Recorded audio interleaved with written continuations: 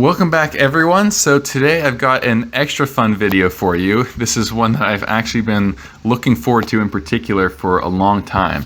I'm finally going to be making my own custom exhaust system for the bow-tailed Speedster.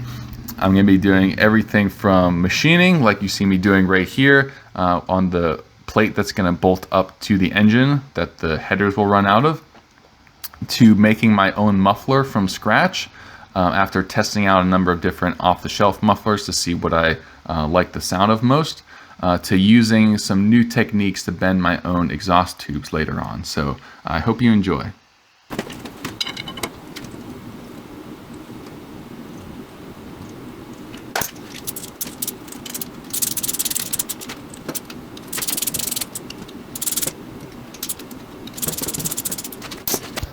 So after I bolted that flange to the engine, the next step is to start actually building the header.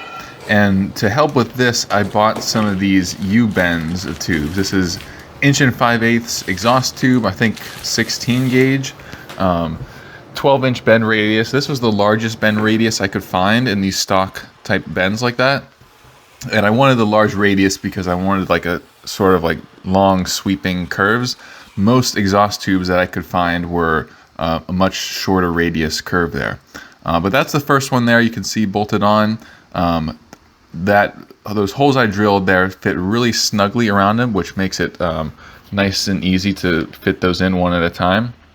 And now that this piece I'm working on is going to be the collector for all of those runners from each cylinder. This was a tapered exhaust collector that I bought online. Basically it's meant for exactly what I'm using it for, but the taper was a little bit too much for what I wanted. I'm tapering this from 1 5/8" at the front there, which is the size of each of the runner tubes, to 2 1/4 inch at the back, and that's going to be the size of the exhaust tube that I run down the rest of the car. So I had to just cut it down the middle there, and you can see now I'm welding it back up to give me the taper that I want.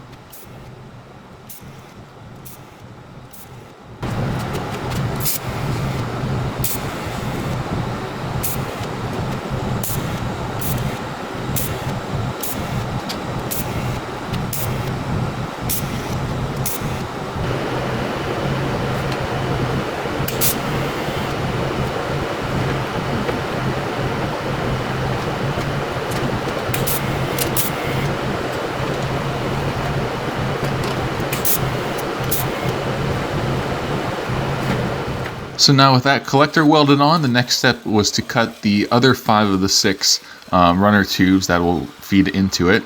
And again, using the same of those stock bends here, I used a combination of the bandsaw and this angle grinder at first to try to get them to contour as closely as I could to that collector tube, which will minimize the gap that I have to fill with weld later on. And you can see this first one, I used the angle grinder and then also the bandsaw there. But once I got practice with a couple of them, I was able to get the profile pretty spot on with just the bandsaw. Like with this one here, you can see I'm cutting it at a curvature there, and that will almost directly contour right up to that collector tube.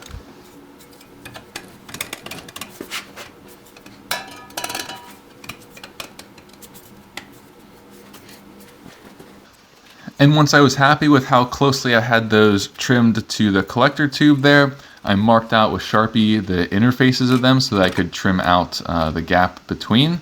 And this hole saw worked really well for starting that process there. You can see I just made a cut at the front and the back of each one of those oval cutouts there. And then that made it really easy to come in with the angle grinder to remove the bulk of that material. And then after that, I also used just a carbide burr on a fat high-speed drill to help take out the rest of the edges there, and then a file also helps clean it all up.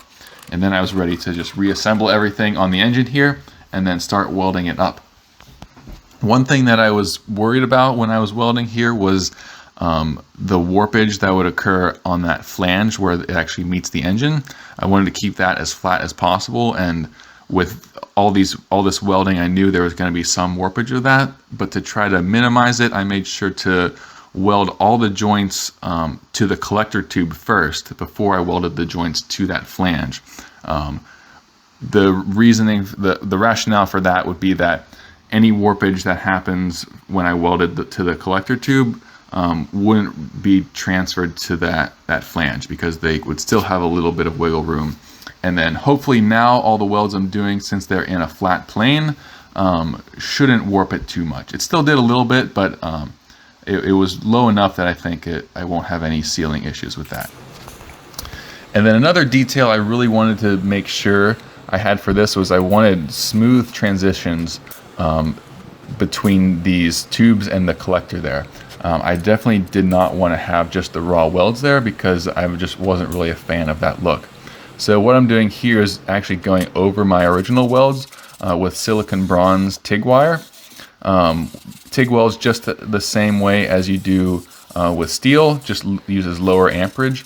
But then at the end you essentially have a brazed connection that you TIGged on there.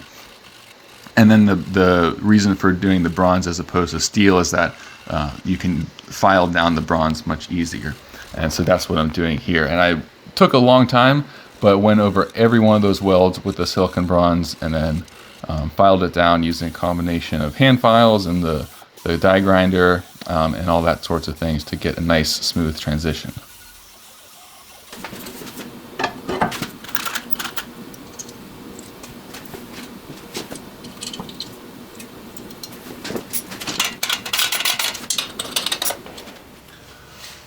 All right, so I've got the header bolted onto the engine here now. I've obviously run it a bit already, as you can see by the discoloration of this. And I'm gonna be building my own muffler that sort of sits just in this area behind the header, and then have a tailpipe that runs out to the back.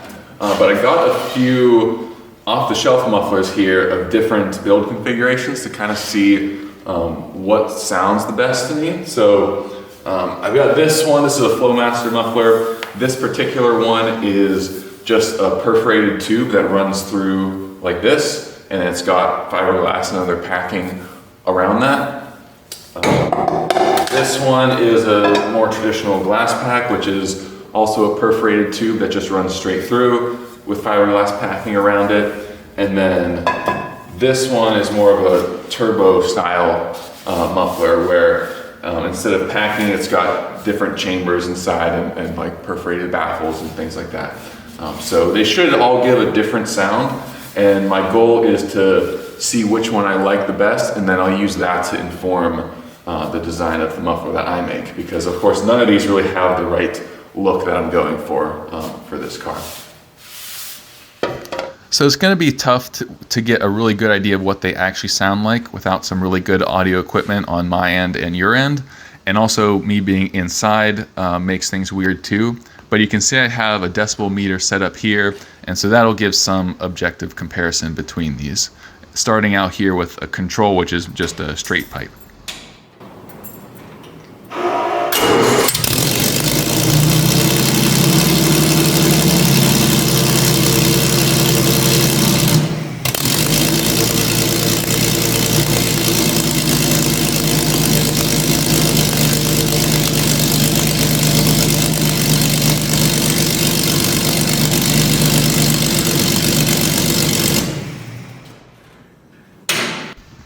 So straight pipe probably sounds cool on video, but in person it's just way too loud. You saw the decibel meter there was up around 97 decibels, and if I was building this as a race car, then maybe that'd be fine, but that's just too loud for the street cruising driving, which I'm actually building this for. So next up here, I'll put on the Cherry Bomb muffler, and we'll see how that sounds.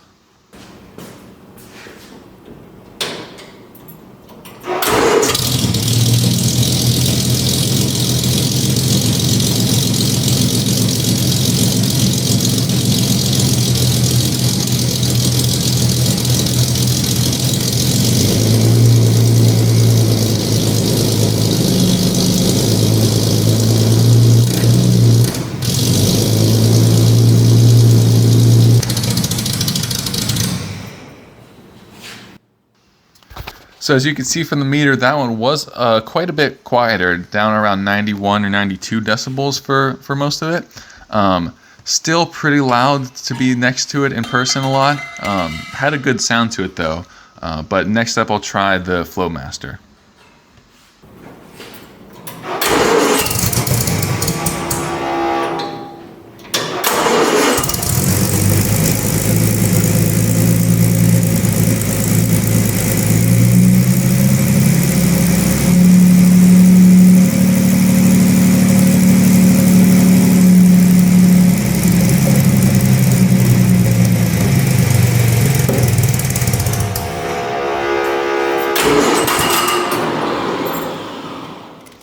So I have to confess that I actually ran out of gas there before I could get the final muffler on camera. But you'll just have to take my word for it that I ran that one previously and I didn't really like the sound of it. But the Flowmaster, which you just saw, was quite a bit quieter than either the straight pipe or the Cherry Bomb. It was around 84 decibels, which was over 10 times quieter than the straight pipe. And that was the only one that you could actually stand next to someone and have a conversation without having to feel like you're yelling over it. So that's what I'm moving forward with. And this piece you see me making right here is going to become the outside case of my own custom muffler. I just bent some of those 16 gauge sheet metal panels around that pipe there to get the radius on the top and the bottom. And now I'm just welding them up. One issue that I knew I was going to have, which you can already see happening, is that that's starting to warp. Whenever you have a weld seam running down a flat plane like that, not on any sort of curvature, it's going to warp, and it's going to warp pretty badly, which I knew was going to happen, but I was just going to have to deal with it. So you can see I spent some time here hammer and dolling out that weld seam to try to flatten it out. But actually what ended up working best was when I shoved this 2x4 down right along that weld seam, and then just with another wooden block and a hammer sort of just hammered it down, and that actually flattened it out really well, to the point where you wouldn't have even known it was warped as badly as it was in the first place. And you can kind of see on the right there is my styrofoam template of the general shape I was going for. I'm going to cut off the corners here that are sort of on the opposite edges of the inlet and the outlet, and I think that'll look a lot better than just a big square muffler there. So once I got those cut out, I just welded up some other pieces of sheet metal for the caps. Obviously I can't weld up both caps before I fill the inside, so I'm just doing one right now. Weld that up and then drill a hole in there, and then I'll disassemble the Flowmaster muffler to take the internals out of that and then transfer it over to this.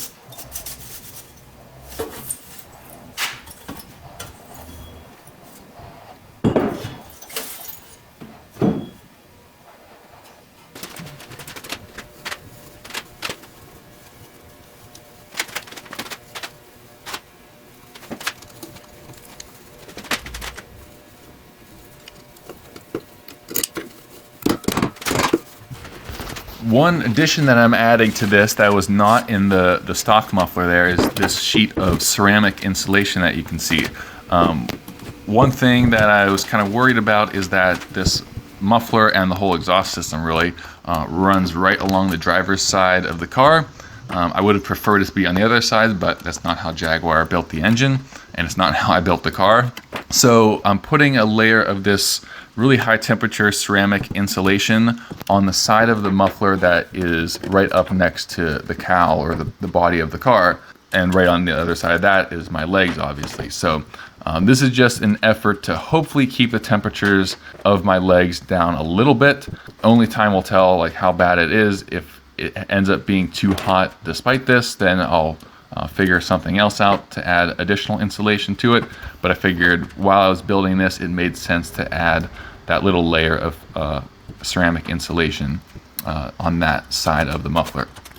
I only did it on that one side because the other side is just, you know, open to the air, and I didn't really care as much about that. But anyway, once I got all the packing back in there, I made a second end cap for the muffler here, and now I'm just welding that on to the body and then also around the inlet tube.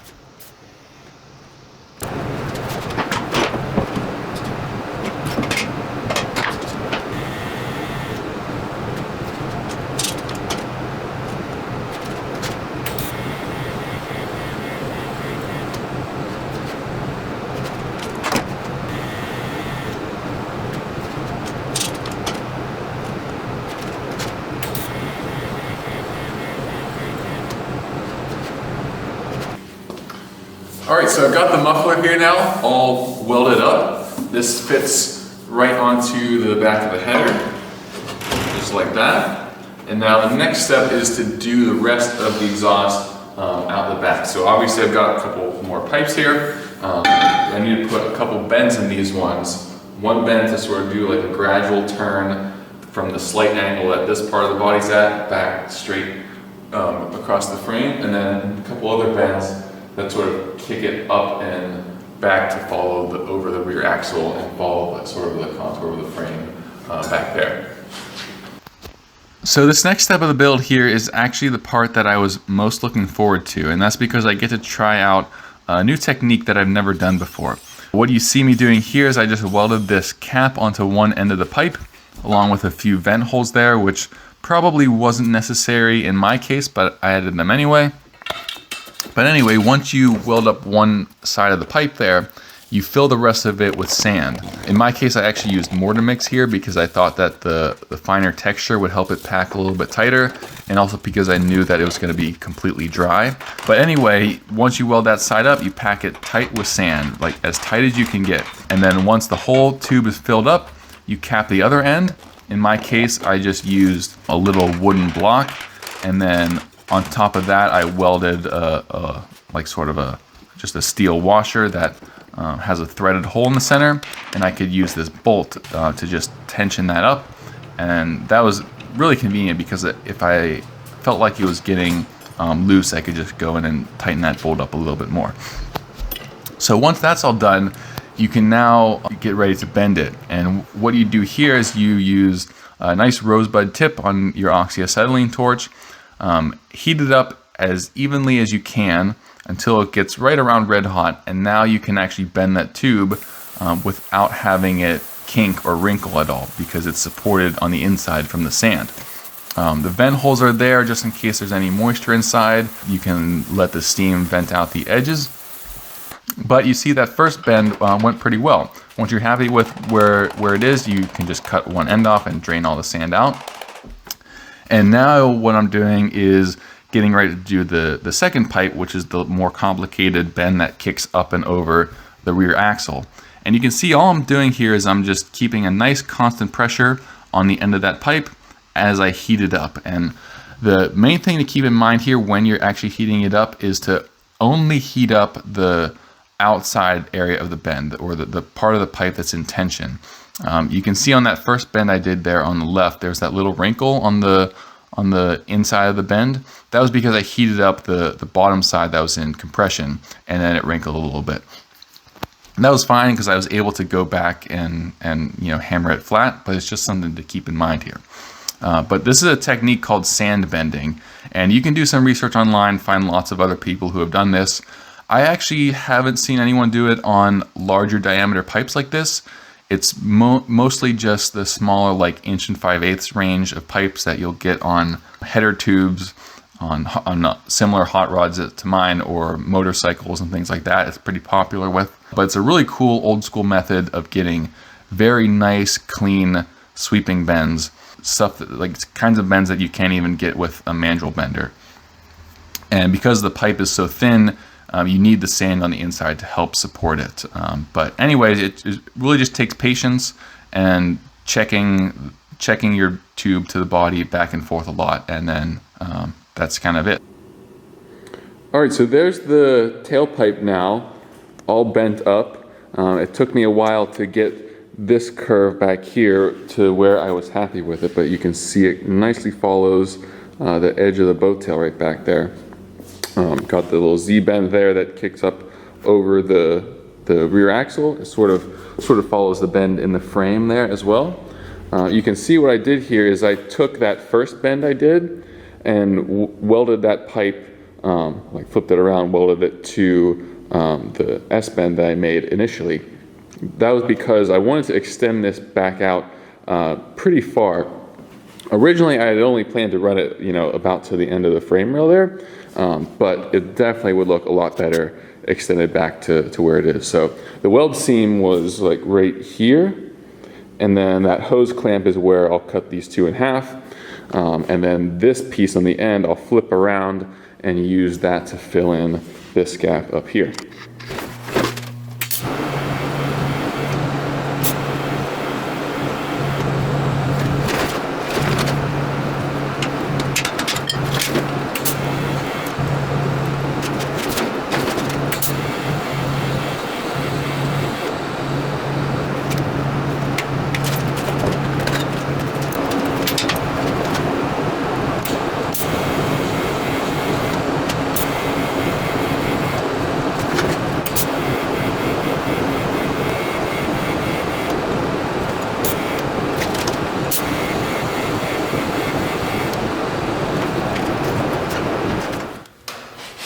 So while I'm also in this area down here, another thing I wanted to touch on is the emergency brake handle. So I did a video a while ago of making this emergency brake handle here. The cables that come in from both wheels connect to a chain that wraps around the sprocket here that keeps them both at even tension. And then there's a little locking mechanism sort of on the other side here. And this uses the internals from a ratchet to actually sort of like ratchet back into place, and then you unlock that. The issue with it though is the teeth are so small and they've already sort of stripped out a little bit, and I'm just not happy with that. It's not very robust. So I got this handle here. This is an early Ford emergency brake handle here. It's got a nice button on the top with an actual, much larger teeth here with a little mechanism there that you can sort of lock it into place like that.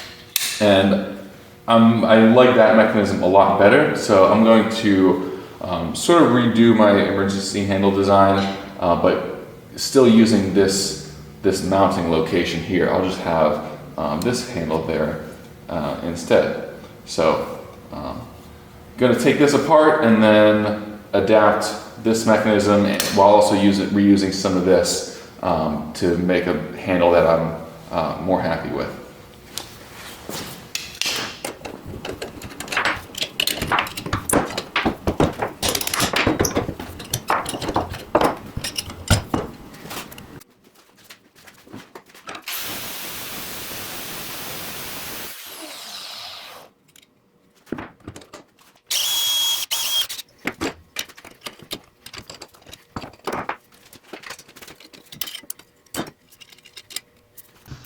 So you saw I just went through and disassembled that whole parking brake system. After that, I was able to go through and thoroughly clean and de-rust every component. And starting with this, I guess I'll call it the base plate, the part with the handle mounts to with the ratcheting gear on there.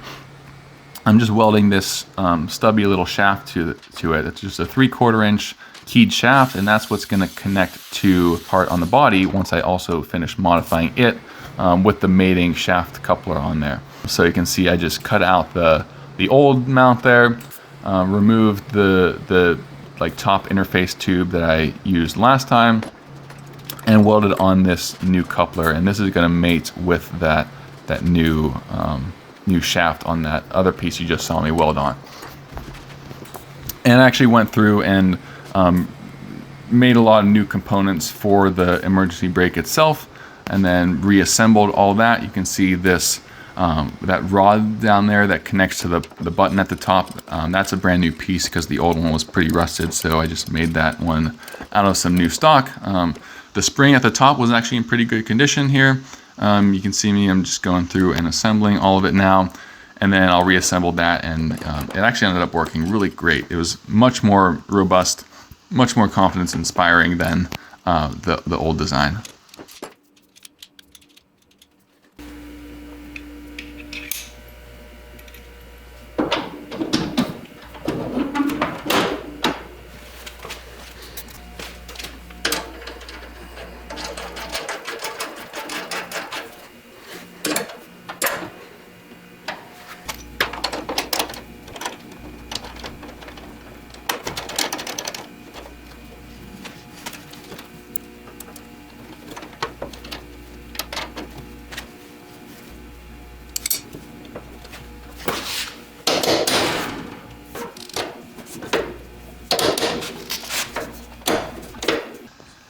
And to help us support the exhaust tube here, I made up this nice little mount here with a spring that you can stretch over the top side of the exhaust tube there.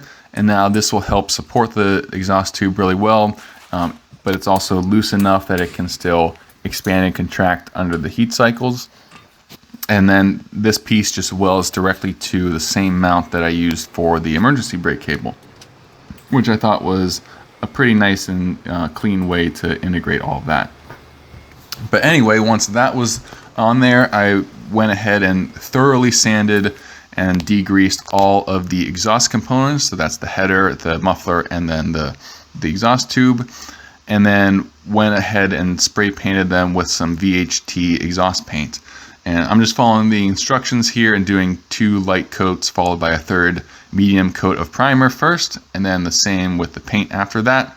Just went with a standard matte black finish, which I thought would look really nice and clean. Over time it would weather a little bit and kind of get a nice patina, I thought. So just sprayed that up, and then you can cure these either on or off the vehicle. They have to be heated to actually have the paint cured to be more durable. I decided to do that off the vehicle in the oven because I didn't want to just idle the car inside for an hour or however long it's specified for. So I did a few different cure cycles as it's specified on the can, just in the oven there, and that ended up working okay. I'm still not really thrilled with the durability of this paint, but as long as I don't really scratch it up, it should hold up to the heat just fine.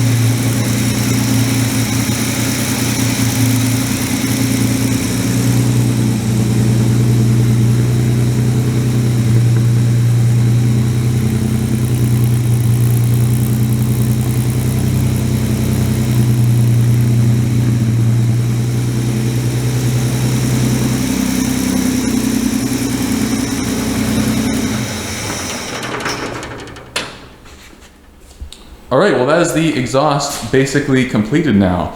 I don't know how well it sounded on camera. One thing to note is I don't have this header bolted on completely right now. You can see there's only 4 bolts in there right now. So I could definitely hear it leaking from up there a little bit. But I did run this before I painted it and everything. And I thought that it sounded great. I thought that muffler sounded just like the Flowmaster muffler that I took the insides out of. So that I'm definitely happy with. Another thing I did off camera too is you saw how I used the silicon bronze to blend out these transitions here. I did the same thing where they meet the flange up there too. So I went over my original welds there with like a really wide fat layer of the silicon bronze and then sanded that and blended it down to that nice smooth radius there. And I think it's the little details like that that really set things like this apart. So yeah, that's the exhaust and the modified parking brake too, which I'm happy with. You can see this locks right back into place like that and unlocks just fine. So yeah, that's all for today. Thanks for watching and I'll see you next time.